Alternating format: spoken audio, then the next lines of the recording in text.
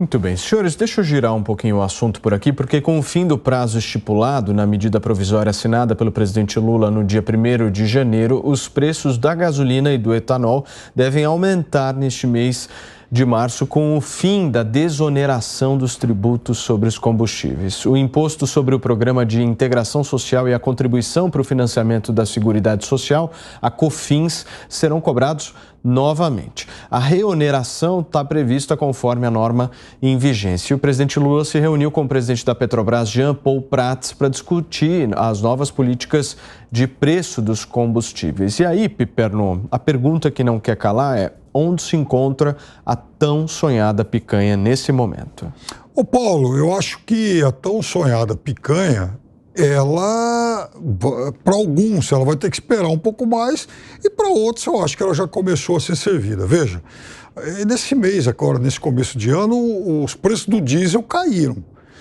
Então, eu sempre disse aqui que eu prefiro que caia os do diesel e subam os da gasolina do que aconteça o contrário, até porque o diesel ele abastece, por exemplo, o transporte coletivo e também é o principal combustível aí do nosso transporte rodoviário, que transporta alimentos, etc. Mas, veja, eu acho que o governo não pode continuar empurrando com a barriga essa questão.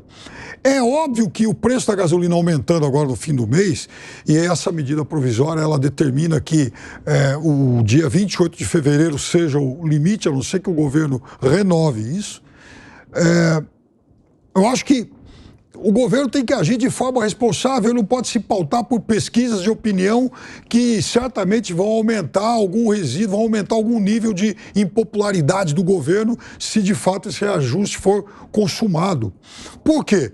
Porque, veja, nós que fizemos oposição e críticas ao presidente Bolsonaro, e eu me incluo entre eles, e óbvio que isso não é segredo para rigorosamente ninguém, eu critiquei, por exemplo, o fato desse corte nos impostos, enfim, nos impostos federais, ter sido feito, na minha avaliação naquele momento, de uma forma eleitoreira. Foi para ganhar a eleição, foi para resolver, por um determinado momento, uma questão que poderia, né, dar ou tirar votos aí do presidente. Então, e é claro que aquilo tinha um prazo, era uma medida datada.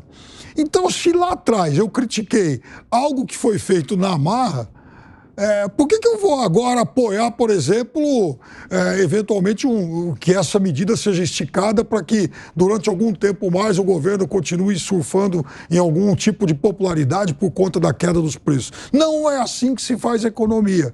Então, o governo foi eleito também para tomar medidas que lhe atraiam algum tipo de ônus. E agora tem que ser uma medida de coragem. Ou seja, a área técnica do governo tem que se sobrepor à área política. Alexandre, nesse caso, a gente só está vendo o governo empurrar a história com a barriga, né?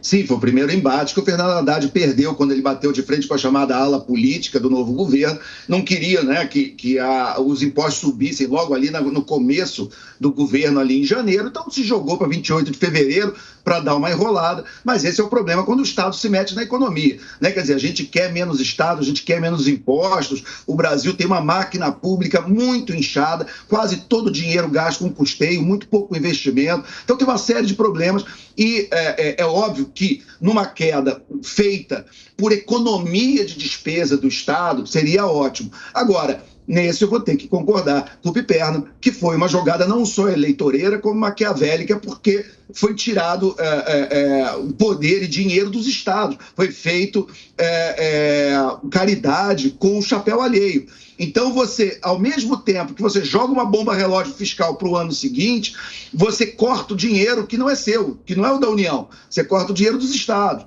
né, que tem naqueles impostos uma renda muito importante. Então houve uma queda, a percepção do custo real da gasolina foi mitigado por questões, eu acho que, né, ninguém tem dúvida disso, foi uma dentro de um conjunto de bombas relógios fiscais que foram feitas ali naquela época, mas essa específica, ela teve essa característica de tirar dinheiro dos estados, o que tinha uma dupla função. Muito bem. Serrão, para a gente fechar esse assunto. O Brasil é totalmente louco, né? janeiro, nós tivemos recorde da arrecadação federal. Atribui-se aí uma parte, um adiantamento lá, imposto de renda, mas mesmo assim, todo mês, se você pegar a estatística, todo mês a arrecadação federal bateu recorde. E um detalhe curioso, isso também aconteceu com a grande maioria dos estados. Então, olha como é que é louco. Você tira aparentemente uma receita da União e dos estados, porém a arrecadação, a fúria arrecadatória continua total. E a gastança é a mesma. As despesas não diminuem. Então, a gente tem que ter um debate sério sobre isso. Essa questão dos combustíveis, ela é séria, porque ela tem um impacto direto inflacionário. Essa da gasolina vai ter um impacto um pouco menor. Gasolina, o duro do combustível é quando o diesel aumenta, aí impacta diretamente toda a economia. Então, vai voltar a ter a cobrança aí de impostos sobre a gasolina, mas o diesel deve continuar aliviado. E um ponto, a Petrobras, e foi isso que Lula conversou hoje com Jean Paul Prats, presidente da Petrobras, a empresa tem uma margem para dar uma abaixadinha de leve, sem agredir a política de preços, para o preço da gasolina. Então, isso pode compensar a eventual recobrança do imposto. Então, na economia brasileira, tudo tem que ser analisado com bastante cuidado, que é muita coisa que você pensa que quando você vai verificar de fato, ela apresenta exatamente o efeito contrário. Era para ter recorde de arrecadação? Em tese não era, mas está tendo. A máquina é furiosa, a máquina continua poderosa. Rapidamente, Paulo, hoje, inclusive, o ministro Wellington Dias anunciou que vai cortar 1,5 milhão de beneficiários do Bolsa Família, o antigo Renda Brasil e tal, porque eram pessoas que não podiam estar recebendo essa grana. E esse número pode, inclusive, passar de 2,5 milhões. Veja, como é que a máquina pura, como é que o governo, como é que os organismos de controle conseguem errar em 1,5 milhão o número de pessoas que vão receber um determinado benefício? Isso é um escândalo, né?